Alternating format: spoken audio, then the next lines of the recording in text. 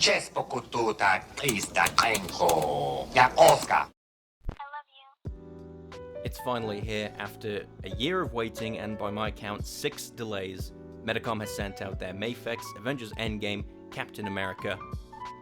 I pre-ordered this last year hoping it would be the last MCU Steve Rogers Captain America I would ever need. Because it took so long for this to come out, other companies have had their chance at taking a crack at this particular version of the character. We've had a version from Hasbro, 2 from Bandai and SH Figuarts. So let's see if he was worth the wait. So straight out of the package, I'm liking the look of this figure. Paint, pretty spot on. The sculpt is sharp. Really liking some of the details. You can see the scales here are very well done. I was a little concerned with the promo shots. The blue on the scales looked a bit metallic and a little bright, but I'm pretty happy with the color overall. You can see some very fine details on the helmet that on the Hasbro version were very emphasized and made bigger and kind of stuck out, but here they're a lot more subtle, but they're still there. The paint application is very clean. The silver's applied very well throughout.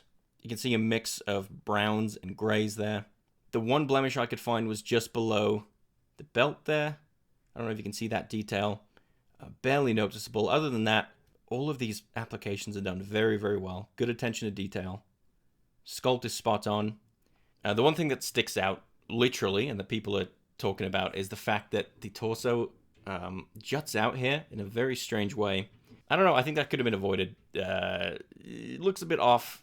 I find in posing, I haven't really been noticing it, but it is a little odd. We get 3 head sculpts with the figure, and I see the likeness in all of them. I think they've done a pretty good Chris Evans. Fine details, pretty good paint apps. You get some dottiness there with the printing, but that really comes across more in video. In person, it's barely noticeable and not as bad as stuff you'd see on Figuarts, for example. The second head here is a kind of gritted teeth expression. Very good. And we get an unmasked head sculpt. From what I've seen, it's the best of the ones on the market. The Hasbro one kind of fell short for me. The Figuarts ones were so bad that I didn't bother buying that figure. I really like what we've got here. Looks like we got a wash on the hair. It brings out some of the sculpt there. I see Chris Evans here. We got a nice stoic expression. I'm pretty happy with the assortment of heads. Taking a look at the accessories, it's a pretty good spread. We have the 3 heads here and an empty helmet. 7 sets of hands, pointer hands, splayed out hands, shield belt holding hands, shield throwing hands, Mjolnir holding hands, some more casual hands, and the fists that we just saw. A Mjolnir, a spinning effect for Mjolnir, a little lightning effect to put on the hammer, the regular shield, the broken shield, a stand for the Mjolnir effect, and these pieces which are utilized to display the shield on his back. We'll take a closer look at some of the accessories. Here we have the empty helmet, pretty similar to the heads. Good detail overall. No real notes on this. I'm glad they included it. Moving on. We have Mjolnir. Pretty good detail on this. Some runes on the side here. A bit of writing on top that is pretty good and pretty decipherable. We have the grips on here. This paint is kind of sloppy, but not terrible. A good sheen to this. Both sides do have this little square. I think that's a molding thing. It looks pretty good overall. Quite a bit smaller than the Marvel Legends one, which I have here as well. But overall, I'm pretty happy with it, especially the details. I think the Hasbro one missed a lot of the details with the runes and the writing and stuff. So pretty happy with this overall. It does come with a lightning effect to put on there. And it just goes on simple. There's no one way to do it. You just kind of slide it on there. It'll stay pretty well. It's not going to fall off. And it looks pretty good. We do have a spinning Mjolnir effect here as well. I like the approach. Some interesting paint choices.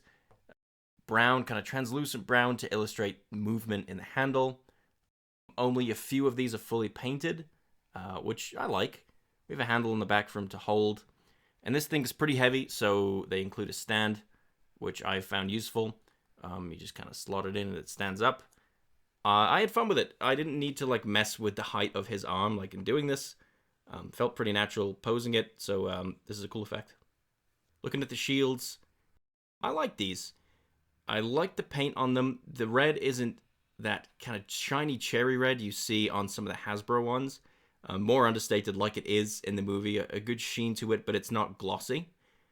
Pretty good sculpt. The line detailing of the star is a little overstated. I think it's a lot more subtle in the movie, but pretty good nonetheless. You can see these very faint indents on the shield there and on the other side there.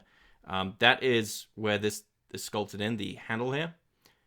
And this is done well too. A bit of paint detail on the buckles. There is a removable handle for ease of use. He does come with a broken shield as well. Some very nice paint on this, a bit of weathering. It does get a bit dotty looking, but that's only really up close. I quite like this. Good sculpt on the brokenness of it. It also has a removable handle. This little one. So you come with a big removable handle and a little one. It depends which one you're displaying him holding. That's cool too, because you don't need two of them.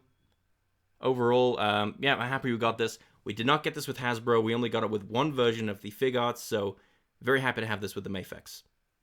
So I'll try and show you how you get this on the figure. It's a little complex. So firstly, you're going to want to pop off the bigger strap there, leaving only the shield and the little strap. You'll have to affix the hand in there so it's holding the strap. It's a little fiddly, but the hand is a bit soft, so it has some give to it. You're not going to break it, and you'll get it in there like that. Then I get the bigger strap, put it on the arm there. That's going to get stuck there on the forearm. That's fine. Then you just get the wrist peg into the hand, get the strap pegs back in the shield, and it's on. Now these will come loose. I find the strap comes off the shield pretty often. Peg will come off the hand, so I don't mess with it too much. There we go. Also, you really don't need this second one. It's only if you see it in the display would you really need it. You can take it off and it displays just fine. You can hold the shield without it, so it's not super necessary, but once it's on, it's good. The focus should really just be keeping the peg in, but I think it looks good. The shield is a good size. It works pretty well, but there is a bit of trickery with getting it to work. Same thing with the broken shield. It can be a little fiddly to get it on there, but once it's on, it's good. You move it around just fine. You may see the strap come off there, but I don't think you really need it when putting it on. So getting this on his back is a bit of a task. They've come up with a system. You get these two clear pieces. So you take this clear piece and just slot it in the smaller one there. I take the removable smaller piece, attach that, and then if you slot the clear bit in, it creates a bit of friction, and now it's tight in there, like that's not going to come out. You take this second M-shaped clear piece and put it below the belt there. It's going to take some wedging and some fingernail action. Once you get it in, that's in there. That's not coming out. So now you have this peg and this hole, and you can just fit it in there, and it's on his back. It looks pretty good from the back, from the front, but from the side it's a little floaty. It's not too bad, but I think for the sake of posing and photography, it's pretty good. I like the look of this. It's definitely fiddly. I can see this making people not want to pose them like this just because of the hassle you have to go through to get it, but that does look good. There's no trick with getting him to hold Mjolnir. There's no removable parts or anything. You kind of jam it into his hand. It's pliable plastic. It holds really well. It's not loose at all. He's got a good grip on it. We'll take a look at articulation. The head has some really good side-to-side movement. It also moves forward a fair bit.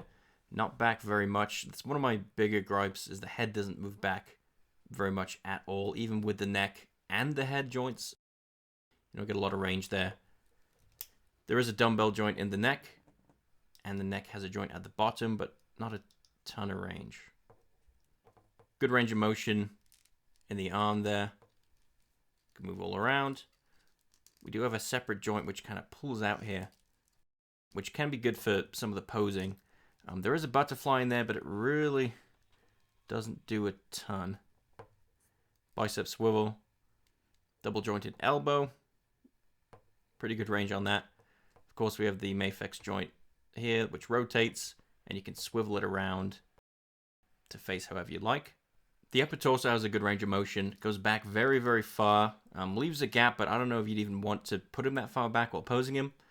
Good side to side. Not very much forward, which we saw on the Far From Home Spider-Man. You will see some torso popping if you put him too far back. But pretty good range of motion overall. The legs go this far forward. Back a decent amount. Out a good bit. Double knee. As we feared, the ankle is hindered a lot by the boot piece here.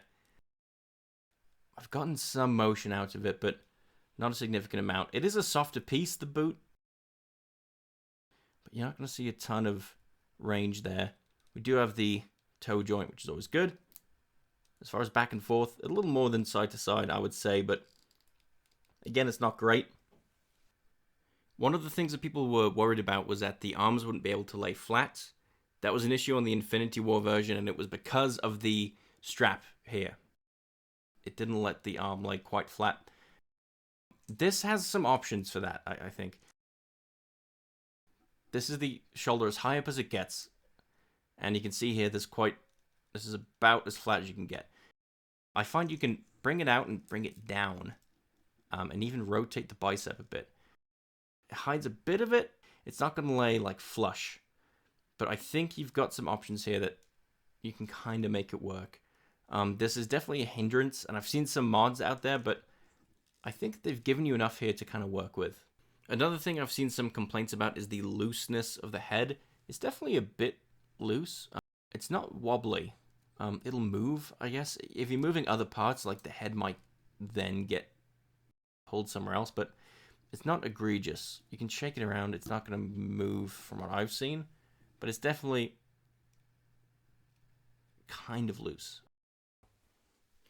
I'm pretty happy with the articulation overall, but you're not going to get him on one knee very easily. He just doesn't have the range for it. You can try, but I find when I'm messing with the ankle too much, it will pop out. Like that. It's a shame because I think you can get him in some really good poses on one knee, maybe propping himself up with the broken shield. That's not going to be an option. We'll do some size comparisons. Here he is next to the Marvel Legends version. Wasn't expecting the MAFEX to come in taller. And he doesn't look as bulky as the Marvel Legends as well. Really good mix on the proportions, I think, for the MAFEX. It makes the Marvel Legends look a little weird. And looking at these head sculpts, wow. Here he is with a MAFEX compatriot, the Infinity War Thor. Evans is looking maybe a tiny bit taller in this. I feel like there's an idea that Thor should be like 7.5 feet tall because that's how Hasbro's been doing them. But I disagree. However, I don't know if Chris Evans is the same height as Chris Hemsworth. I'm fine with it. I'm not really bugged by it, but there he is with Thor. Here he is with an Endgame Iron Man. This is the 2-pack version that came with Thanos. Tony comes in a bit taller here, which I'm cool with. He's Iron Man. He's in his suit. The head looks bigger, but it's obviously a different line. A pretty good height difference here. If you have this Tony, you can probably stick with it. I don't have the fig arts myself. I skipped all like 5 versions that they did. I do have the MAFEX on pre-order, so I'm hoping that is good and definitive, and that will be the last Iron Man I need. Until then, sticking with the Marvel Legends. This will scale pretty well with Legends, it seems.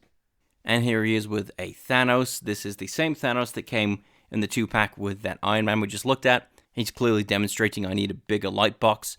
This looks good to me. I don't know exactly how tall Thanos is supposed to be. I have no frame of reference for that. This looks like a good difference to me. So overall, I think it was worth the wait. I think MAFEX has been proving themselves in the last few releases. I think it will be replacing the Marvel Legends on my shelf. I am planning to do a comparison between the two. As for the fig arts, I didn't touch either of those. The sculpt looked a little shallow to me. The head sculpts were pretty atrocious. So despite the price difference, I think I will do a comparison between the Legends and the MAFEX. He comes with just about everything you'd want from this version of Cap. Maybe a shield bouncing effect would be cool, or like a ricochet effect for the shield. But I'm really happy with what we got. It's akin to the Infinity War Thor, which I was also a huge fan of. They give you a lot to work with. So hopefully when the Mark 85 Iron Man comes out, whenever that does, that holds up and you can have a good trinity. I know they're also coming out with an Endgame Thor as well. If that stands up to the Infinity War, that'll be good too. So I would pick this up if you can find it anywhere online. Give it a go. It's really good. I think MAFEX has improved a ton. They used to have pretty iffy quality control, but I think you're pretty safe buying a MAFEX nowadays.